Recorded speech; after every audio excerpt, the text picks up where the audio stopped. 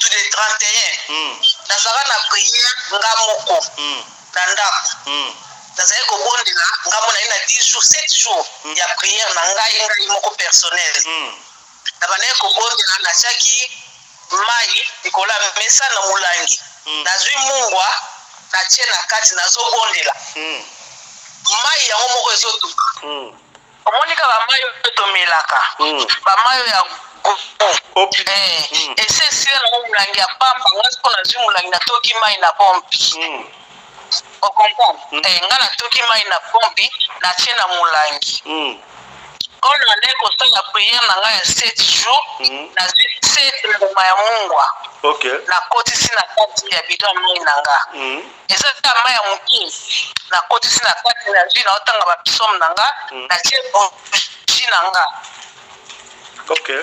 nde etongo naotanga nazoprie naotia intention na nga nazoprie nde namoni mai ebandi kotoka ntango nazotanga bible nazomona papa Simon Kimbangu aminiskile na baverset biblique nazomoneka na mopanzi ya telemi nabengi petite sœur na nga Sandra so nafungoli bible naomona kaka Vulus Kimbangu me ya mokie na mopanzi ya verset bakote baverset kote ezaka mwa papier ya pembe nazomoneka wana naokomprendre te nakata prière to nasala nini abinanga te kokata te continuer seki aza na posa ya kopesa yo message sikoyo mama abandaki kosambela na porte sikotanga asilisaki aya awa liboso ya nini na mesa bougie ezalaki na mesa na mai sikoyo ntango alobi tofukami sikoyo tobandi kosambela sikoyo ntango nye azosambela namoni like it was light neti bafunguli bamwinda nyonso but all the lights was off so then ntango nafungoli misu namoni bato mibale balati pembe batelemi next to my mother and then ntango nacheki plant what do you call this cupboard the hot drop ezalaki namoni bato batoti na ndako Radio Collective Fiston, tous s'abonner massivement, c'est validé. Mobali mbinga na mwina ngolo aboya hydroquinone soki ezotambola basheri bazokwea mayanga na retrouve douce tendresse affection epa na yo nasalelo nini mpo ndimake na kupendaka sana shitakwacha pelende wenjoro. Pour l'habillement des classes de vos enfants, pour l'élégance de vos enfants, désormais, visitez le magasin Little People Shop chez Mama Charlotte Caputo. Little People Shop chez Mama Charlotte Caputo, l'habillement officiel de vos enfants. Awa epa Mama Charlotte, mwana mboka, bon monake, bana mboka, congolaise, tala biloko ya kosala, epa bapaya, acheli biso bilamba, banda de 0 à 3 mois yango yo soto yawa de 6 à 9 mois tokewara de 9 à 12 ans tozana nyonso bana mibali na bana basi soto yawa omoni oya bana basi ndenge mwana zoputsana toza lokola wato yene 8 ans tiko mata yango yawa koto yo ndi makambo mwana zo bimondire ministre ya bataille nyonso yango ba Samuel ba Chuchu yango yo abika la sabana oyine to mutaka elengi tala ba fest bana mwana bimi na fete bato ba komobanga soko lingo somba biloko yo omonike olingo sepelisa mwana na yo ko déplacer na yo te okotika na internet okomona adresse na biso yango wana. Little People Shop chez Mama Charlotte Caputo. Adresse Edenval, Greenstone Shopping Center, shop numéro L119. Téléphone 011 52 46 366. À Jamestown, nous sommes sur Meyer Street 183. Jamestown Town, Johannesburg, shop numéro 5. Téléphone 082 324 85 22. Place nyonso zali benga biso kotaka ligne benga biso teotikobila batina ndako. Little People Shop tozana bilamba ya bana ya qualité olingi osomba kota na website na biso retrouver biso na Facebook toza online pe soko osoma partout na Afrique to délivrer bino na ba Korea na biso préférence ya malamu ya original. Donc, c'est la livraison à domicile. Little People Shop met à votre disposition l'achat en ligne. Allez sur Tekelote, tapez Little People Shop. Choisissez l'article de votre choix. Il vous sera délivré jusque chez vous à la maison. Mais aussi, allez sur Zando, tapez Little People Shop. Choisissez l'article de votre choix. On va vous le délivrer jusque chez vous à la maison. Visitez notre Facebook page, Little People Shop. Little People Shop, ya biso moko. Little People Shop, ya bana mboka.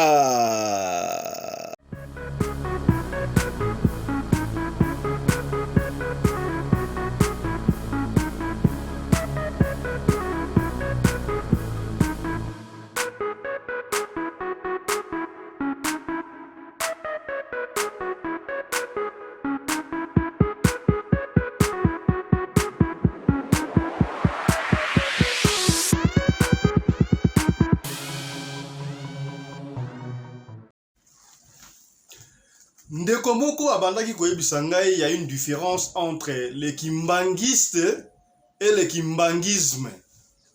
Église oyo tomonaka bandeko bakendaka na kamba e consort bango bataka vert blanc basa ba kimbangiste.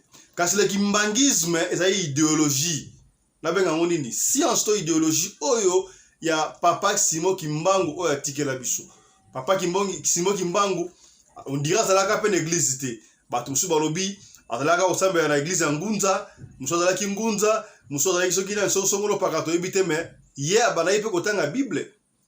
Musu balobi papa Simo Kimbangu azali nzambe, musu balobi azali nzambe te azali envoyé en nzambe pour ya ko libérer non seulement peuple congolais mais peuple noir. Pour ba miracle oyo papa Simo Kimbangu asala, makambo oyo asala, même ba prophète mususu basala yango te. Kutu na ndenga kimokili ba vanta ba lokola ba Nelson Mandela basala 27 ans de prison, mais yé papa Simo Kimbangu asala plus de 30 ans de prison balobelaka yango te. Asala ba miracle ebele batena na todo ba suda abima na mai atambola pe likolo ya mai aloba jour ya kokufa apesa pe date ya indépendance. Bato mususu balobi papa Simo Kimbangu azalaki combattant ayaki kaka po libérer peuple congolais et pesi biso mwa mutu kosua. Kasi lelo yo tokomona témoignage oyo ba oyo bandimaka te ke papa Simo Kimbangu mvulusi Kimbangu asalaka na ba ya Kipavita. Bokomona papa Simo Kimbangu na mama Kipavita ba bimeli famille moko awa na Johannesburg.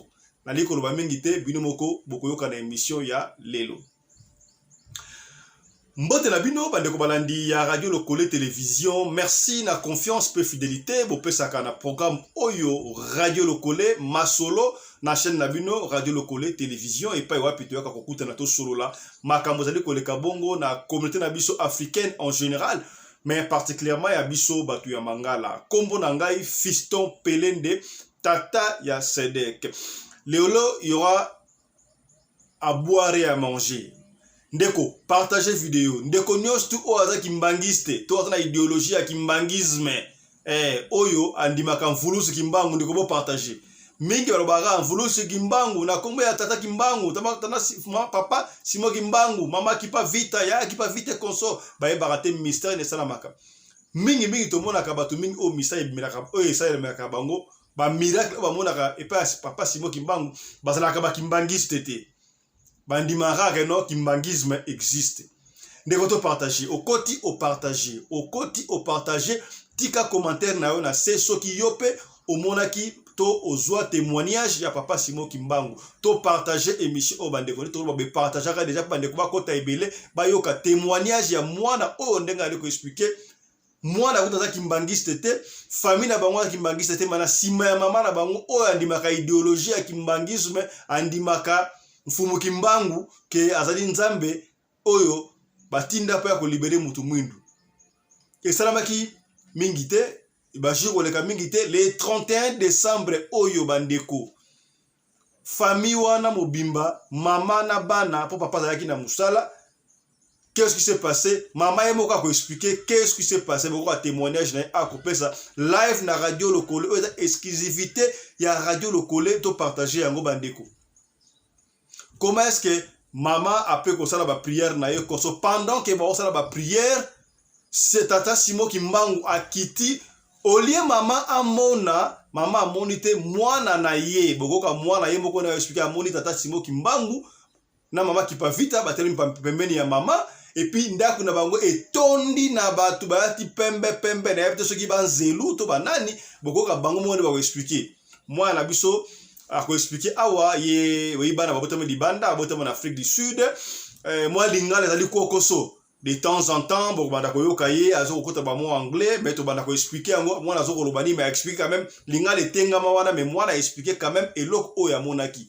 Et puis pour aller plus loin apa et ça me jour mon côté moi na moni papa Simo Kimbangu na mama kipa vita ndako na bango tondi na bato bati pembe ba anzelu moi na zo mona nando tete mes visions aye kutu akangi kutu ya na ya mbali boye et pesi moi panique mama ko expliquer makamni ya salaki cérémonie na salaki pona leko wana ekomande ngwana bato obandi makate tata Simo Kimbangu to kondane bango te obalo bakaza nzambe ça langage ke oba bakapaza prophète ça langage ke mais to yoka témoignage ya ndeko oyo likambu ekomelaki oyebi na saka mno chaque fois na kutana kana koko moko ya munde na 100 tonnes awa na Afrique du Sud atuninga oza congolais osamba ka l'église nini na esi asamba ka catholique oza catholique ebisi nganga na zaki mbangiste na ebisi epona nini azongi sena réponse mwana koko munde za belge alo balingala alo binga za belge mais j'ai vécu au Congo à l'époque coloniale.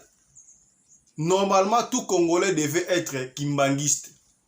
N'ayebite qu'est-ce que là voulait dire. Et pour ma kamutata wana sala, parce qu'il est noir, ba minimizaka yango. Mais asa ya nzambe. Na koloba mingi te bandeko bo partager to koloba na suka ya témoignage ya ndeko mwasi oyo na lobi témoignage oyo komona yango nulle part ailleurs.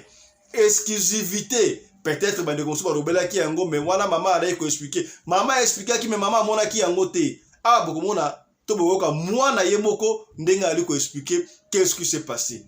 Landa yango pendant que ayekoloba to komona image ya papa Simo Kimbangu ba ko défiler pour na ko illustrer kaka. Boyoka mwana ndenga koloba. Mais pour la sécurité ya mwana na ya libota to kotanga kombo na bango te mwana ko pesa kombo na ete boyoka kaka makambo oyo mwana ayokaki. Ndeko tindela bandeko ya kimbangiste émission oyo partagez émission le maximum possible bandeko bakota bayoka témoignage oyo. Suivez makambo oyo to soleil na mwana témoignage oyo mwana bandeko koloba tolanda.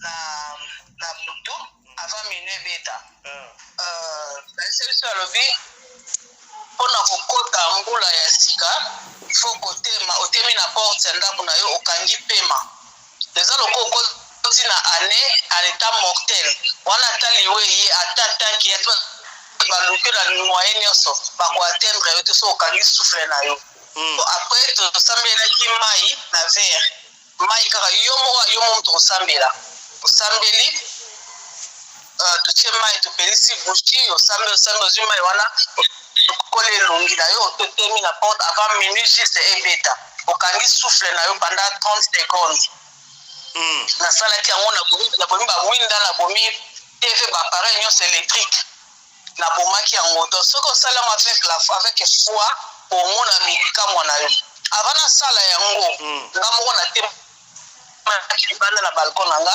natali est sika moyo ebimaka nalobi oyo eza maloba na nga na busolaki na nzambe na nga nabi fulusi Kimbangu tabane na fulusi baki nzambe akungutuleni elongo na fulusi Kimbangu elongo na ye akipa vita 2022 oyo nga na souffrir mingi na leli mingi 2023 nalingeza année na nga élévation ya succès ya bénédiction nasengi bino balongi nyonso bokita na senti présence na bino bokota nanga 2023 oza liboso ya année na nga botambusa année na nga botambusa famille na nga botambusa vie ya bana na ngai nasisi bongo na koti na nga na ndako nasali prière na nga mosusu oyo falaki nasala avant minuit beta nasali exercice wana ya kokanga souffle après wana na ye na bouger ezalaki opela na mesa nabengi bana minuit sebeti boya tobondela nzambe comprendre eloko moko donc mutu na mutu azwi mai na verre na ye toka verre moko bino nyonso tu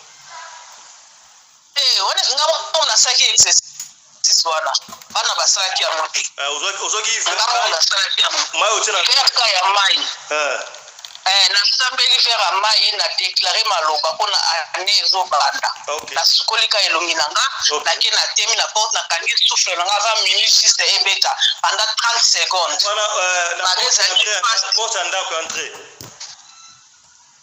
porte ya ndako entré mabe ezalaki pasi yaki pena bitumba mpona kanga souffle na me nzambe azalaki na nga nakangaki na silisi minu ebeti na ye kangi souffle pendant ezalaki aopela 30 secondes eza ebele 30 secondes eza ebele yes nakangaki nabundanaki nango taka na bapoa na biso monene na biso nabundanaki nango me esimbaki minute juste ebeti nakataki na minute 3 na ye molisi nanga ezalaki opela mwinda tusutu ezalaki ya kobomana bapare nyonso yaki ya kobomana verre nanga ma ezalaki likolo ya mesa nabengi bana tobondeli tobandi kosambela nga tuka nakotaki nanga na présence ya nzambe sikoyo oyo ya mwasi amoni lokola lumière moko na miso yango mosusu okani miso omona molili ti ye sikoyo amonaki lumière ya kosakana te akoki kosentir kokanga lumière wana te esengai sikoyo afungola miso avant akolifia bato akofungola miso nde omonaki te avant afungola miso ntango amoni lumière wana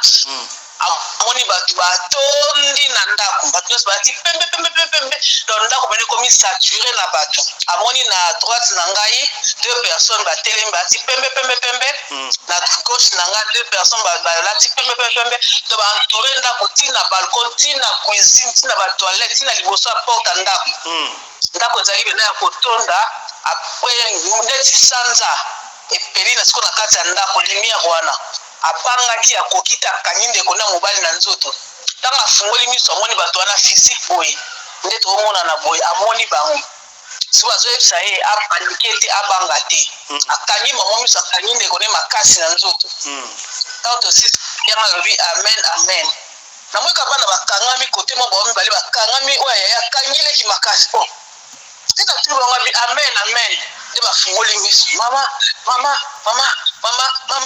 bana bakomo banga nini nga namonaki nange eloko te nga na sante ka courant na nzoto ndeti malili ndeti vibration ko courant babi bango nini yango bokangami boye bozobanga nini bozobanga molili nayebisi nga mobali nga pelisi mwinda o mama makambo eleki na ndako awa nazoka somo nakomobanga alalaka ye moko me yaya ya mokolo aye kolala nanga na mbeti nanga akangami nga nazobanga kobanga oka kobanga mwana komi émotionné paniqué nde azoyebisa ngai mama ntango ozosambela bato bazalaki na ndako awa bato batondi bango nyonso balati pembe donc lumière ezalaki na ndako na biso mama nakosiporta yango te amonaki fumukimbango amonaki bango oyo liputa pe aza siko alati pembe mpenza siko liputa ndene ezongala ya pembe amoyi na yaya kipafita aya oyeba kodiscerne bango te siko moto adiscerne elenga nde père spirituel wana donc yaya amonaki yango ye moko to na yaya mobali mpe amonaki ye moko te oyo mobali amonaki te oyo mobali amonaki oyo mobali ane kokontinue kaka kosambela yana yakangi na nzoto ye te mazala ni moto ya bapriere ye azosambela na ye kaka yaya siko kobanga émotion somo wana elekeli pesa nao yaya explike biso omonaki ndenge nini yaya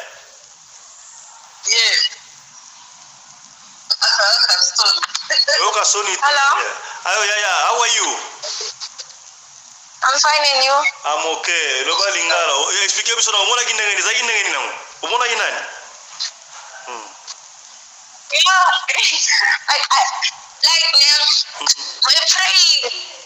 we're praying. Yeah. So now. Loba na lingala, yeah. Loba na lingala.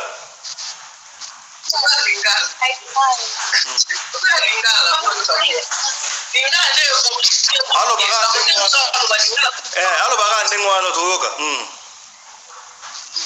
Loba yaya. Siko. Mama abandaki kosambela na porte. Sikotanga silisaki aya awa.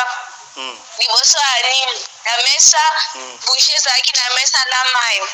Siko tanga lobi tofukama. Tofukami siko tobandi kosambela. Siko tanga azosambela. Namoni like it was light. It's bafunguli bamwinda nyoso. Okay. But all the lights was off. Okay. So then tanga fungoli misu. Namoni batu mi balati pembe batelemi next to my mother. Okay. And then tanga check plant what do you call this cupboard? Oh, the hot drop talaki. Namoni batu ba toti nandaku. Okay. Yeah. But you bana yiko sambela ubana uroba yinta mwana sambela. I was nabana wasamponi nam aproptete in famille na biso apesa biso mbongo. Okay. Yeah. And then you saw Fumu Kimbangu. Yeah. Barata kindenge nini? They were all wearing white. It was a dresses or liputa, it was what? Zainini? It was white dresses.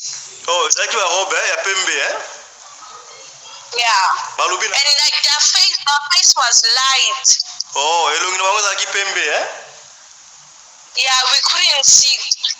Light donc lumière akomona te. Zaki lumière Balubina onini? Balubaki na onini? Linga le compliqué va fiston ko gate. Amona ki bango là donc lumière. Donc lumière elongi na bango ya ko tala bango ti. Donc lumière le kai lokwa moi. Donc moi ne so beta ile mutu mo atala bango ezate ne kumba ki ka mutu na ye na saka nyinde ko na ye. Okay. Ya sikoyo mutu ana alobaki na oni. Alobaki na oni. Abaki ne kaka ke apanike te. Batike ka bwe. Apanika ki makasi. I want you to say it by yourself.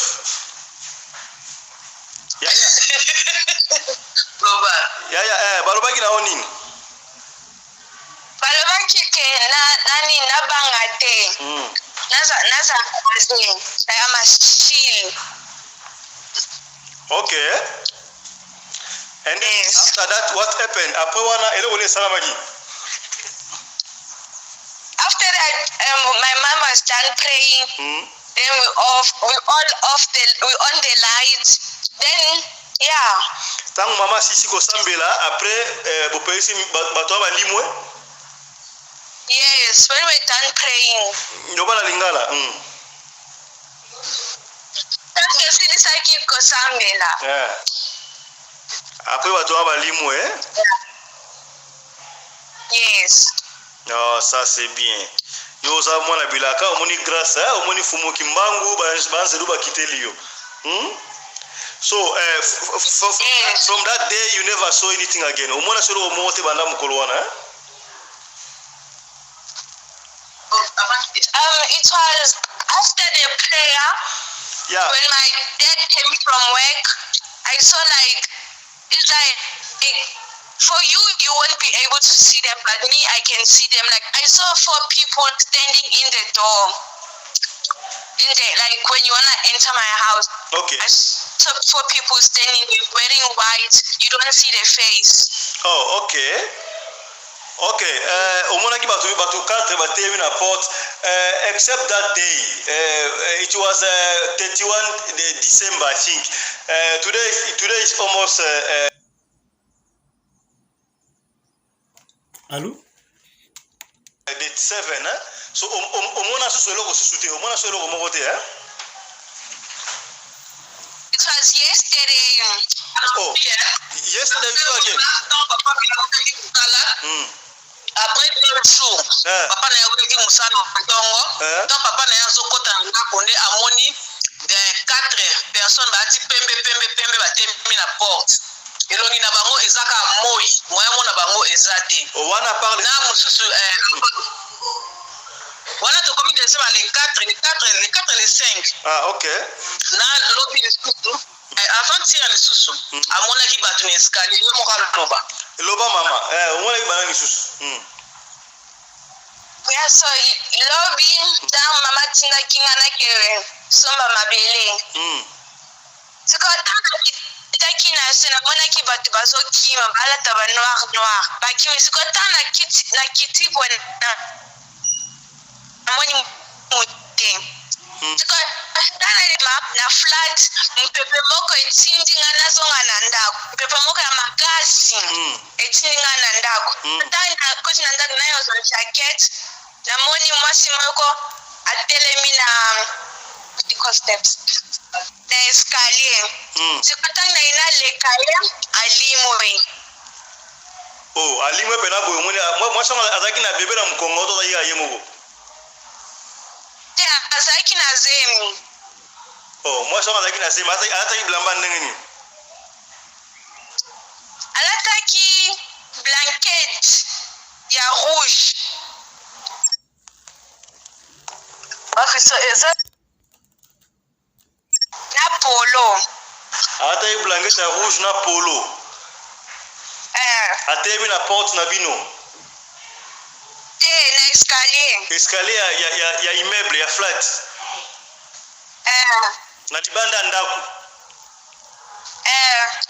alobi na onini alobi eloko te atali voilà so vous comprenez très bien mwana oyo ape komona mfumuki mbangu donc nayebi te parce que na kata ndako to bana ko sambela ezali kaka ye moko na mona makambo wana ye moko na mona ki mfumuki mbangu bakiti na makipa vita e consort ndako etondaki na ba disciple to banzelu ebele ba ti pempe ndanga koma ikongala lumière na ndako ekota ndako bien que ba mwinde zaki ya koboma bango nyonso tout mais lumière ekota ndako banga wana ya kangi ya edekne ya mobali epesi panique tant prière esili mwana mama moni mwana comme paniquer atuni qu'est-ce qu'il y a mwana expliquer makambo oya mona kiwa à partir ya jour wana mwana oya komaya ko mona makambo abi 2 jours après ko sambela je crois papa la lagi na musala tant papa ye 2 jours après tangu papa akonte na ndaku mwana vandaki tanga fungoli papa tangu amoni susu papa akonte na ndaku na 2 personnes na simana ya pembe Bangelou, ange protecteur, je ne sais pas moi na moni bango visa boye kaka baati blambe ya pembe zongala elongino bango zomona ate ezongala makasi mwana o ali komona makambo mwana bilaka pour aller encore plus loin na kosenga yo tango ota l'émission oyo to sambela tata nzambe na sengi yo molimo na yo eza na kati na biso permettre biso to sa émission o comme se doit o ezali ba yini banguna ekende musika na biso batela émission yo tine badeti na suka voilà. Mwana oya komaya komona makambo moki abeti solo amona kisu sutanga mama tindi yake de kosomba mabele je crois quelque chose na se tanga ani kotambo na couloir na escalier amoni batu bayi balati mwindu bazo okima batu bazaki mwindu je me demande parce que ba esprit impur to banani ba moni puissance ya mwana oyo ba kimi ato ba kimi abi mu pepe makasi yebo ka so pepe wana ezongisi etina ndako tanga donc c'est na ndako na lobi wana moni mama moko boye ati afindiki blanket ya rouge tango atali mama wana boye mama wana alimwe mama wana plita boka mwana nenga oloba mama wana ebiye mama wana akufa déjà na immeuble oya bango mais mama wana bimi azalaki na zemi mama wana akufa na zemi est-ce que mama wana yiko pesa un message ke baboma kingai to ndenge nini to ba yiko to esprit ya mwana wana pardon ba yiko to esprit ya mama wana to ba to kimaki bangoni mama mwana wana makile makasi qu'est-ce qui s'est passé ba to ab expert ba tanzambe boko limbola biso ubenga biso o limbola biso to pe ko ba commentaire wana mystère wa ezali nini pourquoi mwana amona ki bato bakufa ndengo wana mama oya kufa na immeuble kala mwana wana moni après ko mona bafumuki mbangu ay ko mona yi mama wana azonga ki apesa message to mama wana ayaka koloka continue audio oyoka très bien nous continuer audio ndeko to partager ndeko to partager émission à Boende différaba na Nzambe to continue yoka kaka pona leki après limwe elongina ezaki pe light te ezaki mwindu azaki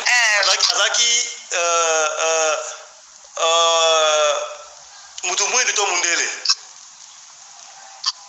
asa mutu mwindu na yebi me asa kufa na ye oyebi mama ngo asa kufa deja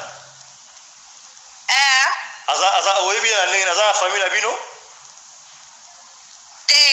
aza nani omona ye wapi mutu moko avanda awa na immeuble mutu yango oyo omonaki aza mama mokolo to aza jeune aza mama akufaka na zemi mama ngo akufaka na zemi mama aza mama ozoyoka biso oyebi mamango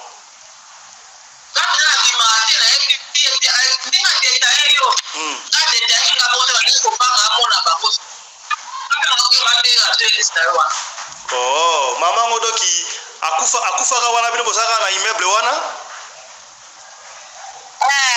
akufaka ndenge ni akendaki kobota akufi to akufaki na ndenge ni nayebi te mais avant kufa obandaki komona ye azalaki na immeuble wana kino mama oyo akufa kala I'm sorry for the first time. You say what? No,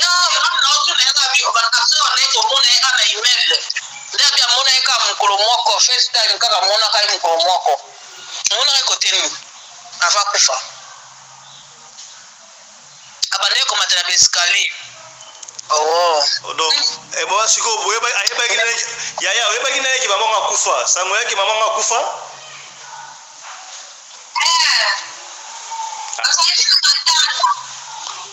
bazalaki na matanga na immeuble ke mamango akufaki année passée last year or long time back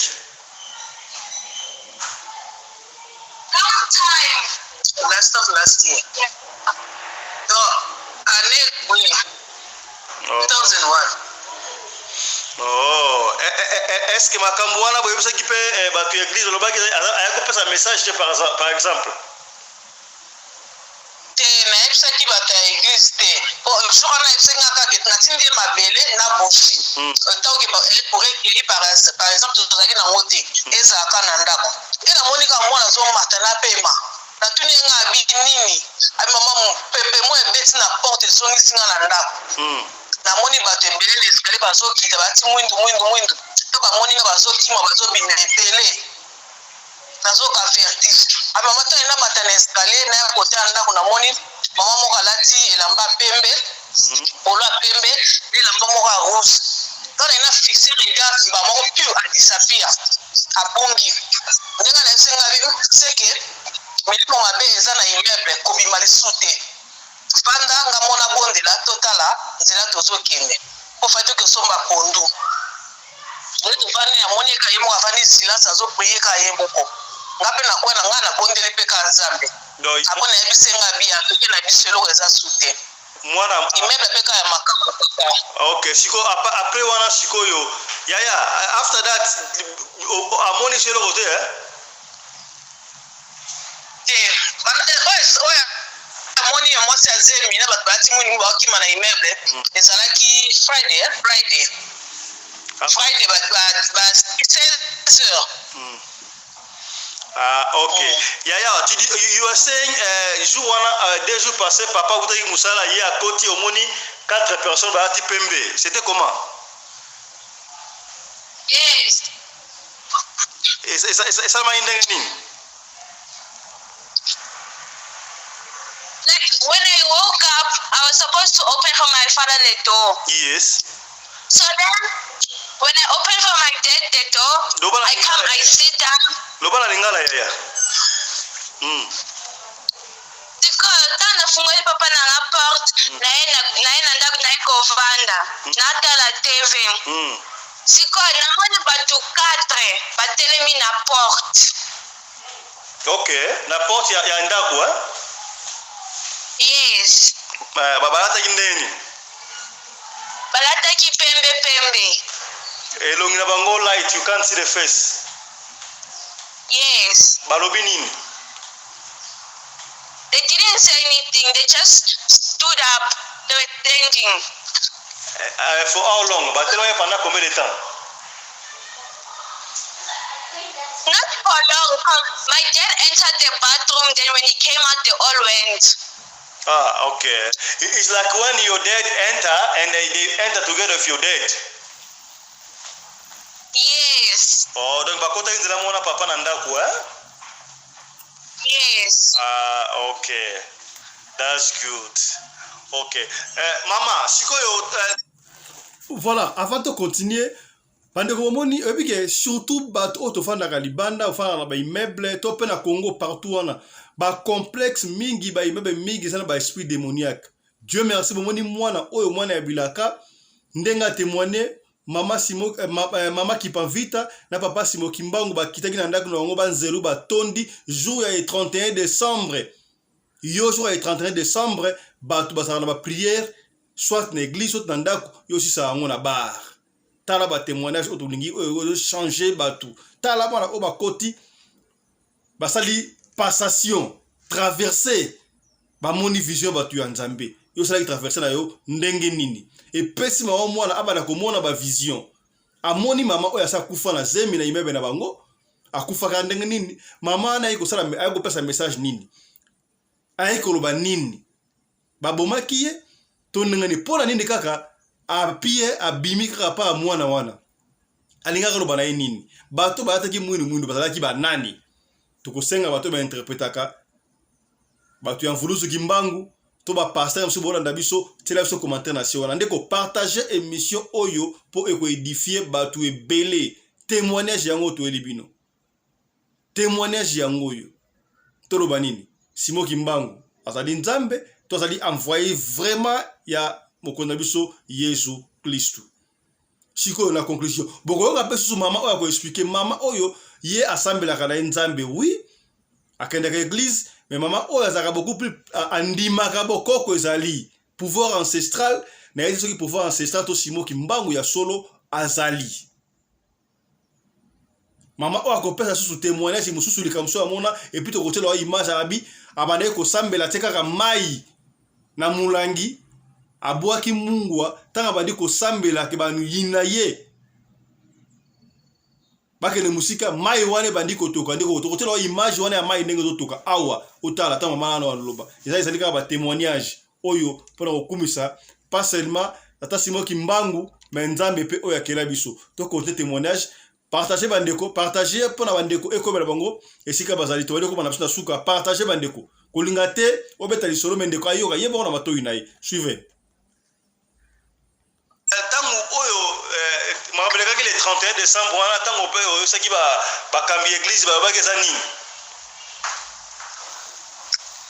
parce que balobaki lokola ngala senga ki présence ya fumu tulendo elongo na Mvuluzu Kimbangu na ya Kipavita na ba longi nyonso tango ngala belelaki na senga kiye nde bango nyonso bakitaki. Okay. Nde bango nyonso bakitaki bayaki na ndako bayaki assistance na nga. Bango babi na nga ifale kutu na sa ba prière ya démon ntango bango bazalaki wana. Nga bitenga na bongelaki ka Nzambe mpona bana na ngai libota na nga mobimba bandeko mpe baninga tokota aneo malamu. Wana ya makambo na solaki na Nzambe. Nde bango nyonso bakitaki parce que nabengaki bango nde bakitaki. Ça c'est bien. OK. Nde alobi nde bakitaki wana donc baza na biso. Ça c'est bien. Fumu Kimbangu baza na bino sikoyo olobi na bato nyonso nini oyo baondima Fumu Kimbangu te kaza azali na biso.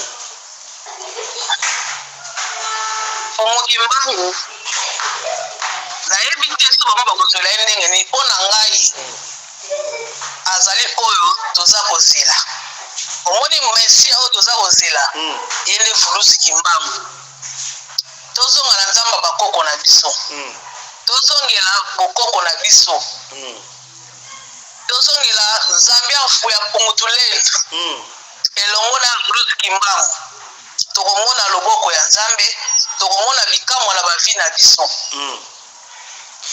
OK, baba sola ila kangami na Nzambe baba ya mingi tozonga na Nzambe bokoko soki tolobi tolie makambo oyo esalamaki le 31 wana ndenge mfumu kimbangu akitaki na yayaki pa vita na oyo ndenge mwana amoni bato bakufa amoni banzelo baya kotika papa yo kolia yango nini okoloba nyonso wana eza nini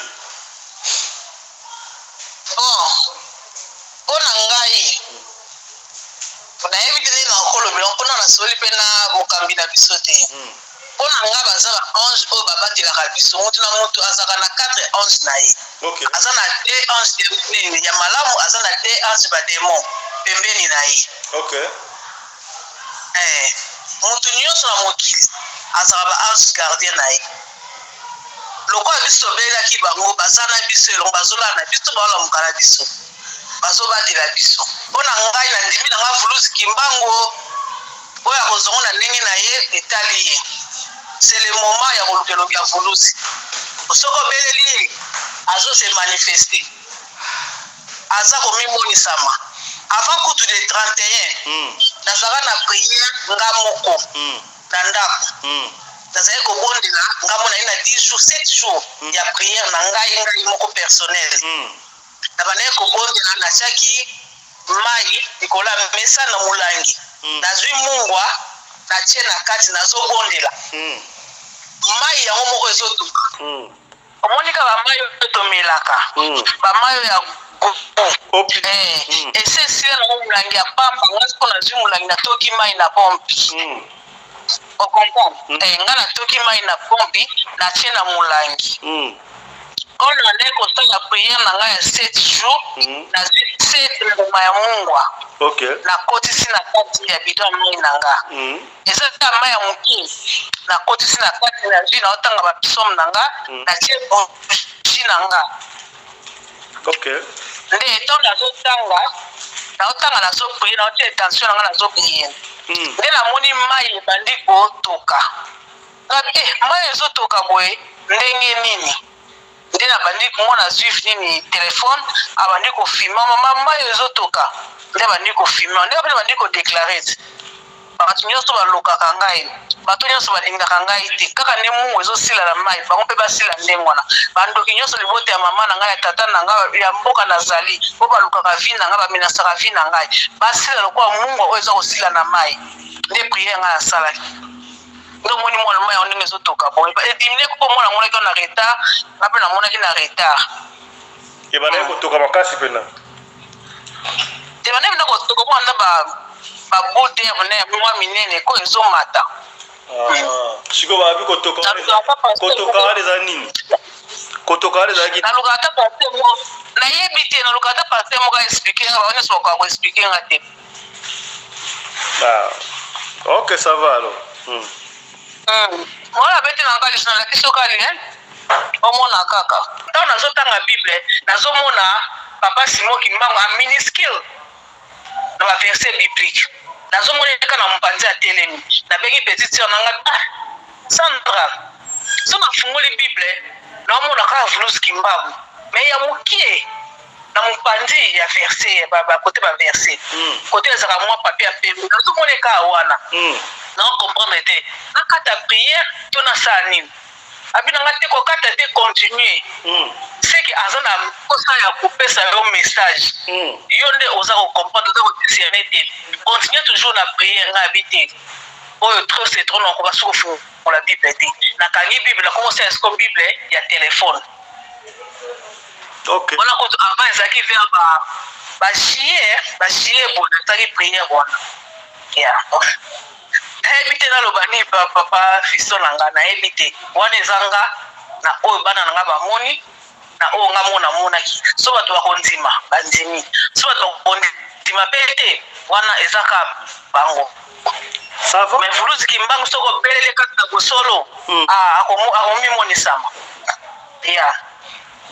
ok tina video wana otande mai bandaye kotoka comme ça bandeko bamona mpe komona ça va nayebi te soko oza na likambo kobakisa alikambo bakisa te parce yo landa ndango ya video oyo natindile mpo na katekataki yango oyoka comme ça peut-être okozwaka okoza réponse barépondaki ngai yo moko oyoka. Ok. Yaya, how are you? Yaya, ye aza na ye busy na phone na ye. Yes. Do you know Fumugimbangu? No, I don't know. You don't know Fumugimbangu?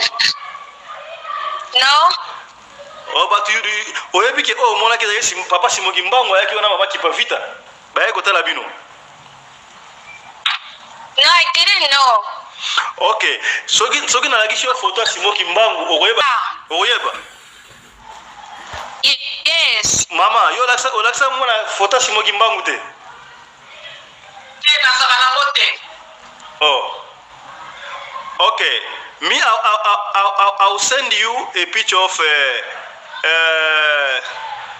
Fumugimbangu, and then you will see if he is the one who you saw. Okay. Okay. I'll be back to you now. Okay. Ok, après wana. Okay. Ciao. Après wana totinde mona photo yoko mam o mona lobaki. Pas à identifier totinde ki photo parce que moi na o salama ki aya ibne ko distinguer te Fumugimbangu azana ni konso mama na bango la kisa bango te ata mama mo yokipe ma pe azaka na photo Fumugimbangu te.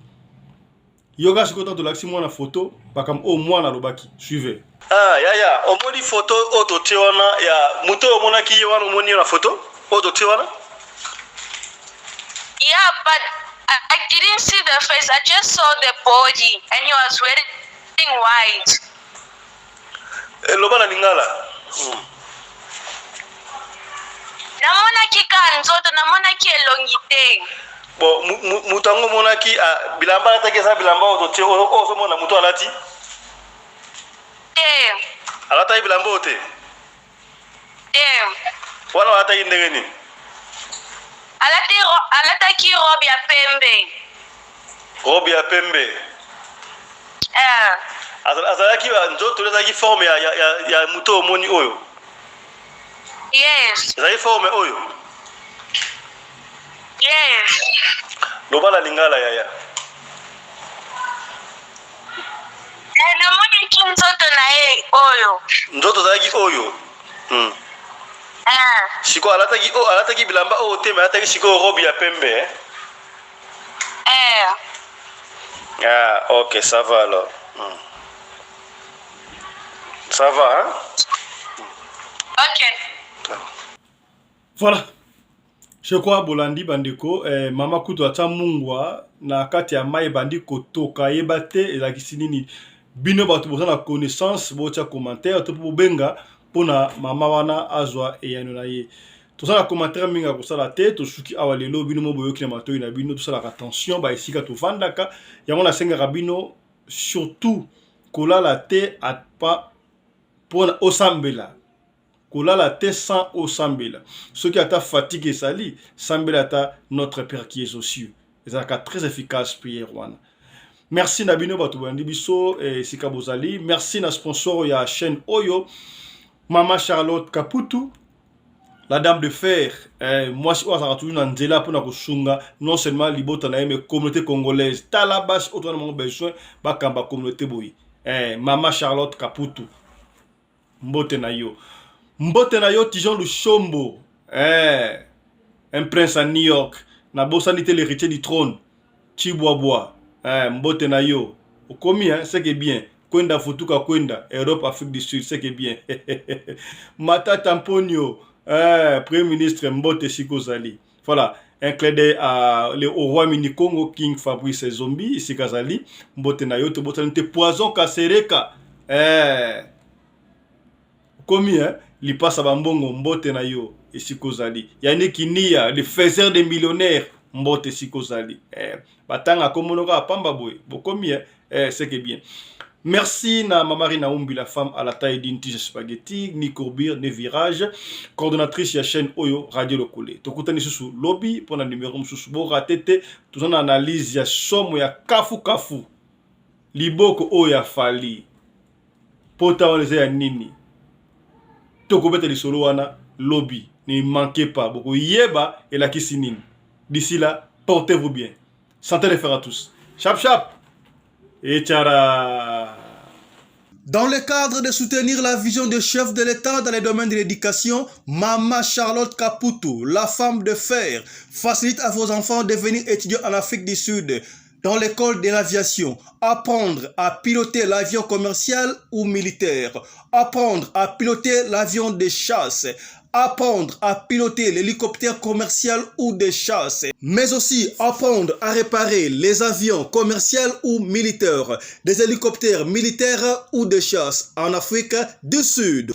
Bandeko, yo mutolingi mwanona koma, pilote, commercial to militaire.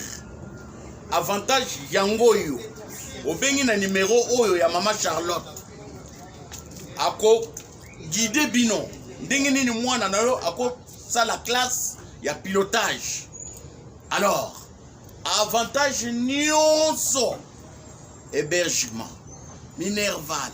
Olingi mwana na yo ayeba ko bongisa ba moteur ba avion. Benga Maman Charlotte na Afrique du Sud.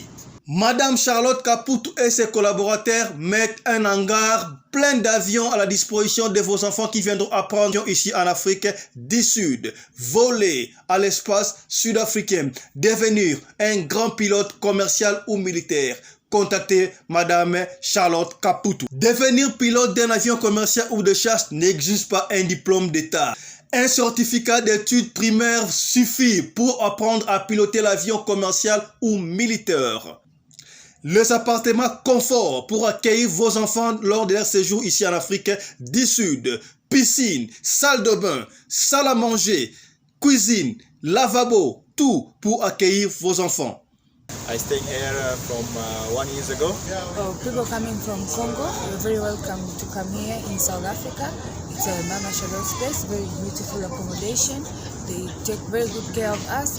Bino batu boyebi anglais te, alobi boye. Grâce à Maman Charlotte, lelo yo ba Tanzanien bazo yekola avion, baza mibale, mwasi na mobali. Et bon bino na Congo. Ozo zela nini?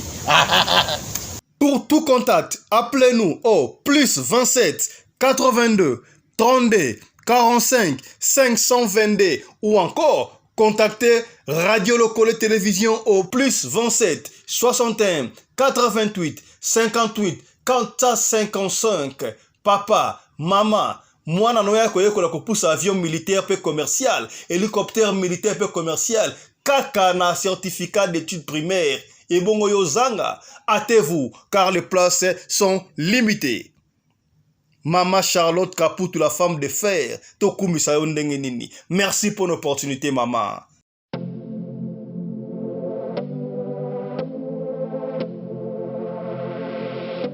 Bonoma. Il y a une famille fashion. Donc la mouki a volé la ndako na peignoir. Na les papa na bonné sur ma ville yali nyonso tout. Une famille. Déjà c'est un vêtement. Une famille au monde aussi non. Le une famille c'est une famille quoi, c'est la modèle, c'est la couleur révélée. Na chapeau na képi, une famille. Les ensemble, une famille, on a été ensemble, mais pas moi ils vont à l'autre. Là tu peux aux la petite, là relax quoi. Voilà, nous sommes une famille. Petit est une famille. Donc, on a dit ça, nous sommes à Congo, on peut consommer Congo. Une famille à Congo, on peut consommer en donc c'est une famille. On a dit ça, nous avons la Congo. Comme on m'a dit, les vêtements en bout là. Moi, ça m'a accompagné quoi. Moi, chacun au côté une famille, la collaboration avec Mercedes. Tu vois, pour le tourner là, on a Mercedes. Chacun au yo. C'est une famille. C'est une famille fashion. Moi, je suis la bembele, je suis la paille. Jaquette, c'est une famille. Jaquette oyo, na chapeau, c'est une famille. Pour Salino, c'est une famille. Na chemise naïe, petit de Yangoana, c'est une famille. Jaquette oyo. Moni, hein? Consommons Congo. Merci. Avec un talent, ils veulent tous devenir riches, mais avec le travail, vas-y,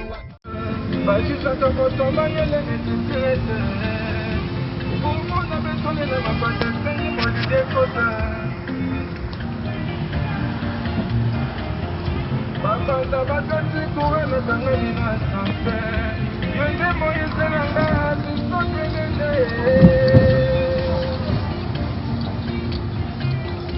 Ngana botama